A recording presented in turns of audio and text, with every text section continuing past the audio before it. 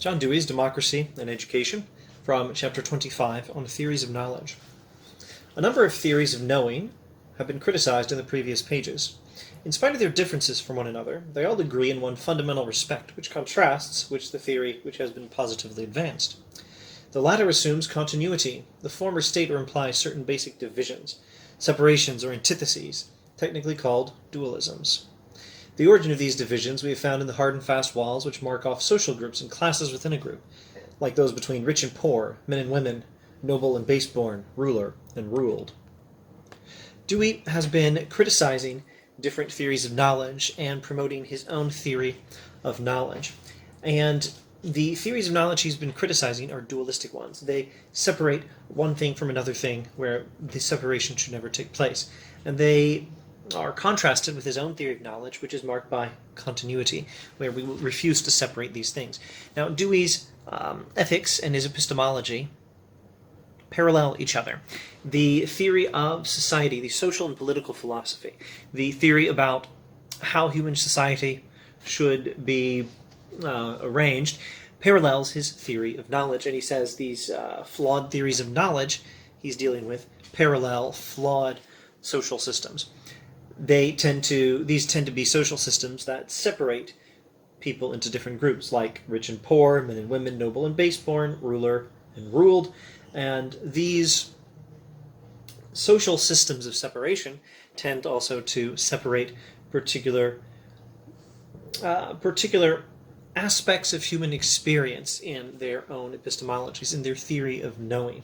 Dewey wants a democratic conception of human society, and paralleling it, he wants a conception of knowledge which is marked by continuity, where all of these things are not going to be separated.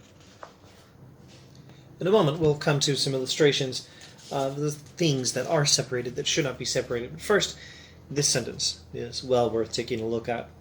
So far as these divisions persist and others are added to them, each leaves its mark upon the educational system. So long as society has these social divisions and a corresponding philosophical separation of different aspects of human experience in its theory of what knowledge is and how we get knowledge, so long as we have these dualistic epistemologies and these dualistic views of society, education is, to that extent, corrupted. And for that reason, corrupted. Education is messed up by these separations that should not happen. These divisions, these social divisions, and also the epistemological divisions, leave their mark upon the educational system. Now, what are these divisions? Dewey will now review for a bit using the terminology of philosophy. He says what some of these divisions are. In the first place, there is the opposition of empirical and higher rational knowing. You're not supposed to separate reason from experience. We'll let him elaborate when we turn off the video and read the book, which is always recommended. Another dualism is that of activity and passivity and knowing. Skipping over his elaboration, the dualism of activity and passivity knowing. You're not supposed to separate active knowing from receiving knowledge from the world. Purely empirical and physical things are often supposed to be known by receiving impressions. This is, I believe, drawing from the earlier tradition of British empiricism, which tended to understand knowledge in terms of, or at least having its foundation in, passive reception of influences from the world. You could look at the early pages of Thomas Hobbes' Leviathan, for example, where knowledge begins with the human mind being affected by the world outside it. And it's a very passive thing. And Dewey says, although he is in the broader tradition of empiricism, that means he thinks knowledge comes from experience, and he'll draw from people like the British empiricist. But he's going to say that the way they were constructing their empirical theories wasn't quite right. Dewey says knowledge is not supposed to be purely passive, and it's certainly not to be purely active either. You're not supposed to separate activity and passivity and knowing. Rather, you're supposed to have a process that includes both aspects. Skipping a bit, another current opposition is that said to exist between the intellect and the emotions. These days, I certainly wish to, reference Spock and McCoy. You are not supposed to separate these different aspects of the human being, the emotional and the rational. Not that McCoy is irrational emotions as such, but in the Spock versus McCoy dynamic in the original Star Trek, you do seem to have some exploration of these different aspects of humanity. Spock represents pure logic. McCoy represents something else. And really, you're not supposed to separate them. You're supposed to have an integrated humanity, which perhaps was the message of the original Star Trek, but at any rate, it's certainly the message of John Dewey. Now, he's going to, in this chapter, spend a little bit of time explaining what things help to show us now that these dualisms are not appropriate. I'm not going to read them all. Let me give the introductory sentence. We shall be content to summarize the forces which tend to make the untenability of this conception obvious and to replace it by the idea of continuity. He's trying to overcome dualistic theories of education, dualistic theories of knowledge that separate different aspects of the process by which humans gain knowledge. Or, in fact, let's rephrase that. He's trying to overcome dualisms of different aspects of humanity. He's trying to overcome theories of how society works and models for organizing society that separate us from one another, separate us off into different groups. He's trying to overcome social division. He's trying to overcome epistemological dualisms that separate one aspect of human knowing from another aspect. And we should think of human knowing as itself a process, not a final product. Knowledge is a process, and it's a process that includes all of these different things in an integrated fashion that these different theories are separated. And he's, of course, trying to overcome the bad effects in educational systems of these dualisms. Just to name one very simple example, if we think that sitting and reading books, passively absorbing information without ever actually doing anything is the same thing as knowledge, Dewey says, we're wrong. Knowledge does not come from receiving information from books passively. Now, definitely include the books, but knowledge does involve action. Knowledge must involve action. Knowledge involves experience in the world, not just the accumulated bits of experience that have been written down in books. Now, those do have a place in knowledge. I don't think Dewey is saying there should be no books in school. He's saying books in school do not give us knowledge as we sit and passively receive it from the books. We are supposed to be applying what we get in books and seeing if it works. Apply it in experience. The scientific method is, well, a component of his educational theory, but you could also understand it as, in part at least, a model for how it should all go. Receive the information, test it in experience, see if it works. Now back to that sentence before I got sidetracked. We shall be content to summarize the forces which tend to make the untenability of this conception obvious and to replace it by the idea of continuity. He's trying to overcome these dualisms and replace them with a theory of knowledge as a continuity, paralleling his theory of human society as a continuity. Now, I'm going to skip over the first two things which tend to make these dualisms untenable theories and to replace a dualistic model with a continuous model. Let's go to the third, though. The development of the experimental method as the method of getting knowledge and of making sure it is knowledge and not mere opinion, the method of both discovery and proof, is the remaining great force in bringing out a transformation in the theory of knowledge, what we now will refer to as the scientific method, the experimental method, as the method of getting knowledge. The development of the scientific method helps to show how we cannot anymore pretend to have all these separations. We can't have separations in human society between one group and another group, and we can't have a separation in our theory of knowledge between empirical and higher rational knowing, or between activity and passive reception of facts, and we can't have a separation between intellect and emotions. And we can't have a separation in education between, for example, say some sort of very practical scientific education and some very passive sit and read books kind of education.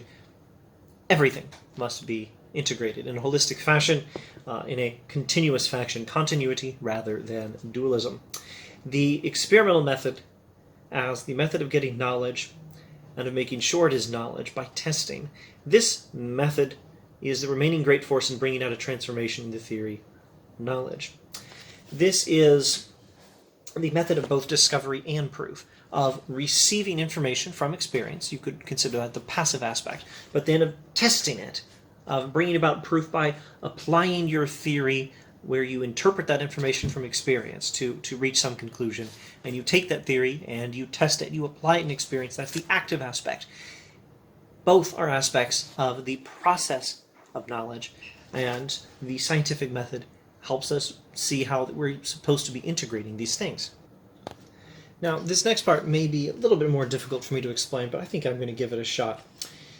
Skipping a bit, as I've been doing throughout, there are various systems of philosophy with characteristically different conceptions of the method of knowing. He goes over some of these theories, and then he states briefly his own theory of knowledge. In brief, the function of knowledge is to make one experience freely available in other experiences. Dewey is about holisticity or holism, about integration, about replacing dualisms with continuity. The function of knowledge is to make one experience freely available in other experiences. See how this sentence connects to the scientific method. The goal is to make one experience freely available in other experiences. You have an experience. You encounter the world, and it gives you some information about the world, and you use that information in the future. You take that experience from the past and you apply it in the future, and see if your theories of the world informed by that experience hold up in the future. Learn from experience, take your theories back to experience for further testing and analysis. Use what you learn to guide future experience in the world. Make one experience freely available in other experiences. Honestly, I'm not sure if I can just take a systematic approach to explaining all that. I don't know that I can boil it down to a set of bullet points. I can just state and restate in different words and hope it all comes together for you. And honestly, that's how I read Dewey anyway. I don't know how to find one passage in Dewey that explains everything in bullet points. You just keep reading, and eventually sometimes it starts all coming together. Anyway, knowledge, skipping a bit. Knowledge is a perception of those connections of an object which determine its applicability in a given situation. Another nice definition of knowledge from Dewey. Knowledge is a perception of those connections of an object which determine its applicability in a given situation. You're supposed to understand how a thing can be applied in different situations. So, the function of knowledge is to make one experience freely available in other experiences. Knowledge is a perception of those connections of an object which determine its applicability in a given situation. Take what you have learned about a thing from some experience and figure out how to apply what you have learned in a different situation, in a future experience, making one experience relevant to another, and learning how that particular thing you've learned about in the first experience, how it applies, how that thing is connected in other situations, how that thing is connected to the world, how your knowledge of that object can be applied in other experiences in different situations. Skipping page or two, for one has only to call to mind what is sometimes treated in schools as acquisition of knowledge to realize how lacking it is in any fruitful connection with the ongoing experience of the students. How largely it seems to be believed that the mere appropriation of subject matter which happens to be stored in books constitutes knowledge.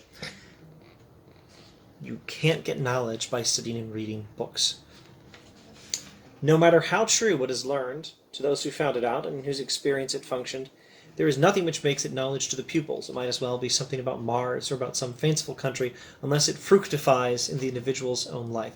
Fructifies is probably not a word you use every day. Fructifies. Let's parallel it with some synonymous phrase. Makes it fruitful. No matter how true what is learned to those who found it out and in whose experience it functioned, there is nothing which makes it knowledge to the pupils. It might as well be something about Mars or about some fanciful country, unless it makes itself fruitful in the individual's own life. The student is not merely to get information from books, but is to be able to apply that information in her or his own life. That's what makes it useful. And without that application, without that taking of the old information from the old experiences that were the source of the knowledge we get in books, without taking that information and applying it to new experiences in our own lives, without that process of making one experience relevant to another, without that process of receiving information, reprocessing, reapplying in future experience, without that process of taking an object known from a past situation and figuring out how it applies in a future situation, without that process, there simply is no knowledge. And all the dualistic theories of knowledge and all the botched philosophies of education consist of taking one aspect of that process and then isolating it from all the others. You're supposed to have all of them together. That's how knowledge works. That's how life works. That's how education should work. And of course, that's how society should work. You're not supposed to separate the different parts of society from one another. The theory, nearly at the end of the chapter now, the theory of the method of knowing which is advanced in these pages may be termed pragmatic. Its essential feature is to maintain the continuity of knowing with an activity which purposefully modifies the environment. Now this reapplication in future experience of what we've picked up from past experience, the active aspect of this process, that to be sure has its passive aspect as well. All of this, all these ways we can describe it, the active aspect, the application, the reinterpretation and future experience, blah, blah, blah, this whole process may be termed pragmatic, and the reapplication aspect, the active aspect, is to maintain the continuity, is to purposely modify the environment. You're supposed to take the old information and modify the environment in future, which of course is modeled on the scientific method. You're supposed to take the information from the theory you got from past experience and reapply it in some future experience in which you change something to gain future data and make sure your theory was right. You change something. You modify the environment in your application of the scientific method. You're supposed to take the knowledge you got from the past. Well, knowledge is the process of taking the information you got from the past and reapplying it with intentional modification of the environment in the future to, well, in part to make sure the theory is still good. The scientific method. Hypothesize, test, revise, if you must, but also to make the world a better place. There's no separation of knowledge from ethics. This is John Dewey. Everything's supposed to be integrated. It's not like you can say the point is to gain a theory that's got better evidence in its favor from empirical investigation, and leave out the whole moral component of making the world a better place. That's very much the point, to make the world a better place. But you can't say that is the point and ignore the theory. These are one and the same. It's all part of the same process. From past experience, you get some theory. That theory is to be applied in future experience, which is to render our future theories more accurate, more reliable, better evidence, but also the point of intentionally applying these theories in the world as part of future testing, but in a way that makes the world a better place. There's the if you want to call it this way, the intellectual aspect, and then there's the moral aspect. And the whole process of doing all of these things is the process of knowledge. And it's Dewey will try to say everything is everything. I'm oversimplifying a bit, but he'll say everything is something. He'll say everything is education. This process is the process of knowledge. This process is what knowledge is, and this process is education. So, I think we can just about be finished with this chapter. Knowledge is to be thought of, now I'm reading or paraphrasing my own notes that I jotted down. Knowledge is to be thought of as continuous, not dualistic. And a society's social structure is connected to its view of knowledge. Knowledge is what makes one experience available in other experiences by perceiving the connections of an object, which determine how it can be applied in future situations. And there's no knowledge without experience, but there's also no true experience without intentionally modifying, with an intent to improve the environment. Again, it's all of these things. All the things together is what Dewey is getting at. There's not just the past experience that gave us the theories and the propositions that might have been written down in some textbook. There is that past experience, this set of information and theories that might be written in a textbook, and then there is applying them in the future in order to get a better theory, a better set of theories, but also in order to experience the world better in the future, make the world a better place. You're supposed to take these past experiences and the knowledge we get from them, well, the information we get from them, and reapply it in future with intentional ways of changing the world based on those theories to make the world a better place, but also to receive data for more future, better theories. This process is what knowledge is. This process is what education is, and this is where we get good theories, call it the intellectual aspect, but then there's a moral aspect of the whole thing. When you take this knowledge and reapply it in future experience, you're supposed to be doing so with an intentional modification of the world to make the world a better place.